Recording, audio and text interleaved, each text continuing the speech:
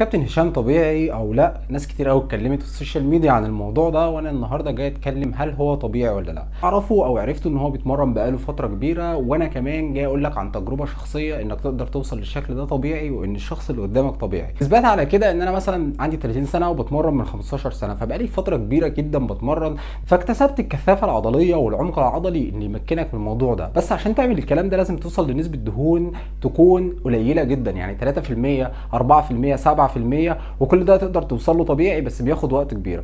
هو ايه الفرق بين المنشطات والشخص الطبيعي؟ المنشطات بيديك سرعه ان انت تقدر توصل للفورمه ديت بشكل اسرع، اما الشخص الطبيعي اللي بيعمله مثلا في 10 سنين بتاع المنشطات بيعمله في 3 شهور او 4 شهور. كده بقول لك ان هو طبيعي 100%، وكمان غير التحليلات اللي عملها في البطوله فبتؤكد الكلام ده. فانت ما تجيش تقلل من جهد شخص وتعب شخص عشان خاطر شويه كومنت، او انت تبقى شغال عكس الواقع، او مش مقتنع ومش مدرك ان انت توصل للكلام ده، فبتقلل من مجهود الشخص كلها. انا جاي اقول كلمه حق، وان انا وصلت للموضوع ده في البدايه خالص. بدات ان انا اوصل للفورمه بتاعتي بنسبه 7% ل 3% دهون زي الصوره اللي قدامك ديت. بعد كده بدات اكتسب كتله عضليه بكلين بالك، بعد كده بدات اعمل كلين بالك اكتر لحد ما وصلت للصوره ديت، وكمان بدات كمان ازود في البالك لحد ما بقيت بالشكل والحجم ده. وبعدين رجعت عملت تنشيف زي اللي قدامك في الصوره ديت.